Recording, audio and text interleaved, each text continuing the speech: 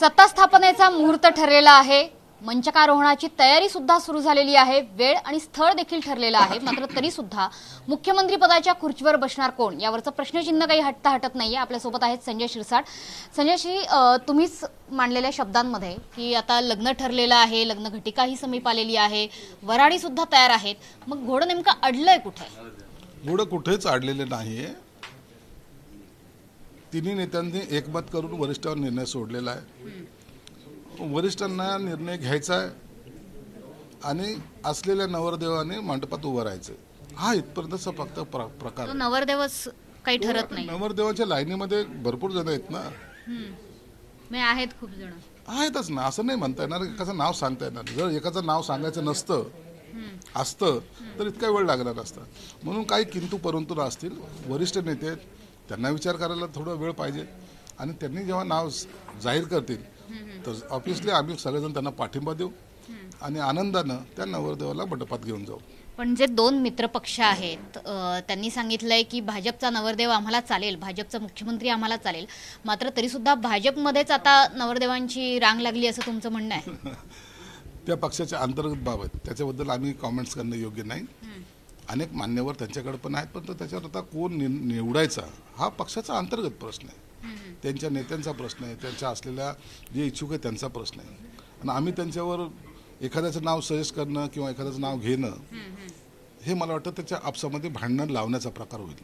म्हणून आम्ही त्यांच्या निर्णयाची वाट पाहतोय। जो कोणी असेल त्याला आमच्या शुभेच्छा असणार आहे। मात्र मित्रपक्ष म्हणून भाजपला काय काही सल्ला देणार आहात का? कारण ज्या पद्धतीने उशीर होतोय, कुठेतरी संभ्रमाचं वातावरण निर्माण होतंय, महाराष्ट्राच्या जनतेला वाऱ्यावर सोडलं अशी टीका सुद्धा विरोधकांकडनं होते। त्याच्यामुळे जेव्हा क्लिअरन्स दिला गेलेला आहे दोन्ही मित्रपक्षांकडनं, तेव्हा अशा प्रकारचा उशीर होणं हे नेमकं कशाचं द्योतक आहे? देवेंद्र फडणवीसांचं वारंवार नाव घेतलं गेलं, मात्र कुठला धक्कातंत्राचा अवलंब केला जाणार आहे भाजपकडून? सांगता येत नाही ना। आता आपण काय त्याच्यावर कॉमेंट्स काय करणार त्याच्यावर? आणि आमचं तर त्यांना सरळ सांगणं आहे की तुम्ही लवकरात लवकर जर आणलं तर आम्हाला हे सुद्धा शपथविधीचा आनंद घेता येईल। आता अंतर्गत त्यांच्या काय चाललंय किंवा त्यांची स्ट्रॅटेजी काय आहे, त्यांचं पार्लमेंटरी बोर्ड असतं, त्यांचं निरीक्षक येणं बाकी आहे। निरीक्षक उद्या येतील का असं कळतंय, उद्या किंवा परवा येतील। मग निरीक्षक ते गटनेता निवडतील, मग पार्लमेंटरी बोर्डकडे जाईल, पार्लमेंटरी बोर्डमध्ये त्याच्याबरोबर शिक्कामोर्तब होईल, मग त्या पार्लमेंट बोर्डचा एक ठराव होईल, तो ठराव मग PM कडे, अध्यक्षांकडे आणि अमित शाह साहेबांकडे जाईल, मग त्याच्यावर ते नाव डिसाईड होईल। ही जी काय प्रक्रिया आहे त्यांची, ही रुटीन प्रक्रिया आहे, त्याला तो वेळ लागतोय। म्हणून आम्ही त्यांच्यावर काहीच भाष्य करू शकत नाही। तो जे काय त्यांचा निर्णय येईल वरिष्ठांचा तो ॲक्सेप्ट करणं हेच आमचं काम। बरं, दुसरीकडे एकनाथ शिंदे यांचा कॉमन मॅन म्हणून पोस्टर लागलेले आहेत, ठाण्यात लागलेले आहेत, मुंबईत काही ठिकाणी लागलेले आहेत। जनतेला, समाजाला कॉमन मॅन हवा अशा प्रतिनिधीने हे पोस्टर लावलेले आहेत। कॉमन मॅन म्हणून त्यांची प्रतिभा उंचवलेली हा महाराष्ट्र जाणतोय। प्रत्येक जण शिंदेसाहेब हा आपला माणूस आहे या भावनेतून त्यांच्याकडे पाहतोय।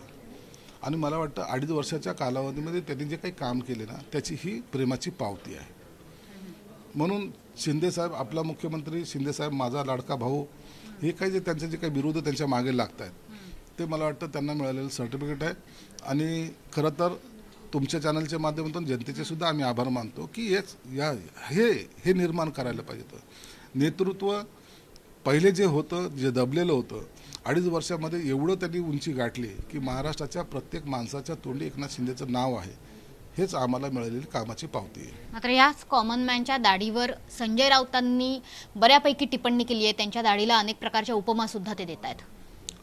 त्यांना दुसरं काय काम आहे? एक उपमा देतो, एक टोमणे मारतो, दुसरं काय काय करतात हे मला कळतं आजपर्यंत कळालं नाही त्यांची राजनीती कशी। ते म्हणतात दाढीसाठी रेझर पाठवायला। अरे रेझर पाठव, वस्तारा पाठव, तुला करायचं काय त्याच्याशी? तुम्ही तुमच्या माणसाचं बघा ना, तुमच्या पक्षाचं बघा ना। या मूर्खासारखं स्टेटमेंट करून काय तुम्हाला काय म्हणजे तुमची उंची वाढते का? लोक शिव्या देतात रोज यांना। तुम्ही कधीतरी असं तुमच्या चॅनलवर यांचे मतं मागा नागरिकांचे, ते किती शिव्याचे लाखोळे वाहतात ते तुम्हाला कळेल। परंतु गिरीबी तो टांग ऊपर असं करणारे हे लोक जे आहेत ना हे चालतात, परंतु काही दिवसानंतर यांना फिरणं सुद्धा अवघड होईल एवढं मात्र निश्चित आहे। शिंदे साहेब आहेत ते एका लिमिटपर्यंत हे सगळं सहन करतात। ज्या दिवशी त्यांची लिमिट संपेल ना त्या दिवशी मग काय निर्णय त्या दाढीहून हात फिरवल्यानंतर काय निर्णय होईल हे सांगणं माझ्यासारख्याला सुद्धा अवघड आहे. म्हणून एखाद्याचा अंत पाहू नका, एखाद्याला त्या टोकावर जाऊ देऊ नका. ज्या टोकावरून मग तुम्हाला तुमचा कडेलूट करण्याचं काम ते शिंदे साहेबाला करावं लागेल. सोबतच संजय राऊत हे सुद्धा म्हणतायत की गृह मंत्रालय हे गेल्या सरकारमध्ये आपल्याकडे असलं असतं, म्हणजे शिवसेनेकडे असलं असतं, उद्धव ठाकरेंकडे, तर कदाचित ही फूट पडली नसती. असं झालं असतं? गृह मंत्रालयाचा काही परिणाम झाला असता? ज्या पद्धतीने तुम्ही वारंवार उल्लेख करता की आम्ही बंड केलं, ते थांबवलं गेलं असतं? मग मुख्यमंत्री व्हायचं नव्हतं का? मुख्यमंत्री मला वाटतं राज्याचा प्रमुख असतो, त्याच्याकडे सर्वच खात्याचा कारभार असतो. मग मुख्यमंत्रीपेक्षा गृहमंत्री चांगलं होतं, मग सांस्कृतिक मंत्री चांगलं होतं, मग रोजगार हमी मंत्री चांगलं होतं. अरे मुख्यमंत्री होता ना महाराष्ट्राचे, तुमची प्रत्येक गोष्टीकडे नजर नको, प्रत्येक गोष्टीकडे बारकाईने पाहायला नको, तुम्हाला सर्वांचा रिव्ह्यू घेता येत नाही. म्हणजे तुम्ही अपयशी ठरला हे तुम्ही आता मान्य करताय. आणि त्या मान्य केलं कधी, जेव्हा सगळं पाणी वाहून गेलं. म्हणून आम्ही जे काही करत होतो त्याची सुद्धा तुम्हाला मुख्यमंत्री असून जर चाहूल लागत नसेल तर त्यासारखं दुर्दैव काय. इतकं अपयशी मुख्यमंत्री महाराष्ट्राने यापूर्वी कधी पाहिला नव्हता, हाच त्याचा अर्थ होतो. पण रावसाहेब दानवे सुद्धा आता असं म्हणतायत की ठाकरे सोबत असले असते तर महायुतीचं यश हे आणखी वाढलं असतं. अहो, रावसाहेब दानवेंचं हे स्टेटमेंट निवडणुकीच्या पूर्वीचं आहे. त्याची जाणीव त्यांनाही झालेली आहे. त्यांची कन्या आता आमच्या पक्षाकडून आमदार झालेली आहे. म्हणून आम्ही किती पॉवरफुल झालो आता त्याची जाणीव रावसाहेब दानवेला झालेली आहे. पण दुसरीकडे भाजपचेच नेते असंही म्हणतायत जी लाडकी बहीण योजना मुख्यमंत्र्यांच्या नावाने सुरू केली गेली, तिला आता कात्री लागू शकते, उत्पन्नाच्या अटी टाकल्या जाऊ शकतात, इतरही अनेक अटी बसतील. आणि तसा प्रचार हा विरोधकांकडनं सुद्धा केला जातोय की लाडकी बहीण योजनेला आता सत्ता स्थापनेनंतर कात्री लागणार. काहीही होणार नाही. मुख्यमंत्री माझी लाडकी बहीण योजना ही कायमस्वरूपी चालू राहणार आहे. मुख्यमंत्र्यांनी एकनाथ शिंदे साहेबांनी जी काही घोषणा केली ती 1500चे 2100 करण्याचं, त्याची सुद्धा अंमलबजावणी करण्यासाठी आम्ही सर्वजण एक राहू, भाजप पण, शिवसेना पण आणि राष्ट्रवादी पण. आणि ते देण्याचा निश्चित आमचा प्रयत्न राहील आणि आम्ही ते दिल्याशिवाय राहणार सुद्धा नाही. पण कुठला लाडकी बहीणसाठी सर्वे केला जाणार आहे का? ज्यांच्या घरात सुखसुविधा आहेत, फ्रीज, वॉशिंग मशीन आदी गोष्टी आहेत, ज्यांचं उत्पन्न 2.5 लाखाच्या वरती आहे, तसा कुठला सर्वे केला जाईल? त्याच्यानुसार पुन्हा काही चाळणी होईल? त्याबाबतचा निर्णय हा कॅबिनेटमध्ये घ्यायचा असतो. काय अटी शर्ती असाव्यात नसाव्यात. परंतु जी गरीब कुटुंबातली आहे, जी शेतामध्ये राबते, जी भांडे कामाला जाते, जिच्या हाताला काम नाही, अशा सर्व अटी आम्ही शिथिल करून तिला पोहोचवण्याचा प्रयत्न केलात. त्यात आम्ही सक्सेस झालो. 2,40,00,000 लाडक्या बहिणीला आम्ही हे देतोय. आणि कदाचित त्याच्यात आता वाढही झाली असेल, परंतु ही योजना बंद पडणार नाही याची खात्री आम्ही माहिती म्हणून सर्वजण देऊ. बरं, आज मुख्यमंत्र्यांसोबत शिवसेना आमदारांची बैठक होणार आहे का? आणि या बैठकीमध्ये नेमका काय निर्णय घेतला जावा अशी आमदार म्हणून तुमची भावना आहे? कारण अनेक दिवस प्रतीक्षा केली जाते शिवसेनेकडनं सुद्धा.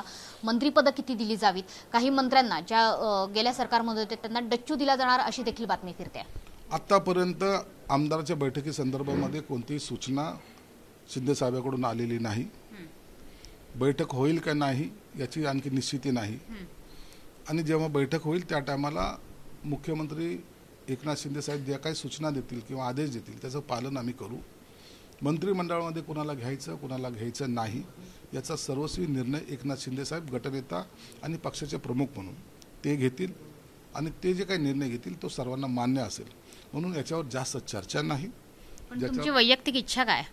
वैयक्तिक इच्छाचा काय प्रश्न येत नाही. वैयक्तिक इच्छा नवीन चेहऱ्यांना संधी दिली जावी, ज्यांना मागच्या मंत्रिमंडळात फारसं स्थान मिळालं नाही, लवकर मिळालं नाही. या संदर्भामध्ये सर्व कल्पना शिंदे साहेबांना आहे. शिंदे साहेब हे काही या सगळ्या गोष्टीकडे बारकाईने पाहतात आहे. कुणाला मिळालं नाही, कुणाला मिळणार, कुणाला काढायचं, कुणाला ठेवायचं, या सर्व बाबीचा विचार प्रामुख्याने शिंदे साहेब करतात. म्हणून मला वाटतं त्यांच्याकडून कुणावर अन्यायही होणार नाही आणि कुणाला बळजबरीच मंत्रिमंडळात घुसडल्या सुद्धा जाणार नाही. गृहमंत्री पदाबाबत या बैठकीत काही बैठक झाल्यास चर्चा होईल. गृहमंत्री पद आपल्याकडेच असावं असा दावा सगळ्या शिवसेनेच्या नेत्यांकडून केला जातोय. आज संध्याकाळी किंवा उद्यापर्यंत या तिन्ही नेत्यांची बैठक जेव्हा होईल त्या टायमाला खात्याचा सोक्षमोक्ष होऊन जाईल. हे खातं नेमकं कुणाकडे आहे. सोक्षमोक्ष शिवसेनेच्या बाजूने लागेल. आता त्याचा निर्णय एकदा होऊ द्या, नंतर मी सांगेल. बरं, शेवटचा प्रश्न, सगळ्या महाराष्ट्राला खरं तर हा प्रश्न पडलेला आहे की एकनाथ शिंदे हे जेव्हा दरेगावी गेले होते त्यांच्या, तेव्हा त्यांची तब्येत ठीक नव्हती, आता ते परत आलेत, त्यांची तब्येत ठीक आहे का? नेमकं काय झालं होतं एकनाथ शिंदेंना, असा प्रश्न पडला आहे. तुम्ही जर काल पाहिलं असेल, त्यांची प्रेस चालू असताना त्यांच्या गळ्यामध्ये त्रास होता, त्यांचं टेम्परेचर 104 105 होतं, आणि अशा वेळेला डॉक्टरांची टीमसुद्धा तिथं गेली होती. हा काही दिखावा नाही, हे नाटक नाही आहे. हे यांना ज्या लागलेलं ग्रहण, उभाठाला लागलेलं ग्रहण किंवा अमावस्या, तशातला काही प्रकार नव्हता. हे त्यांचं वैयक्तिक कारण, त्यासाठी ते गेले, ते आज आलेत आणि पुन्हा ते जोमाने आपल्या कामाला सुद्धा लागतील. खूप खूप धन्यवाद. कॅमेरामन श्रीनिवास सह मनुष्य पाठक, झी 24 तास, मुंबई.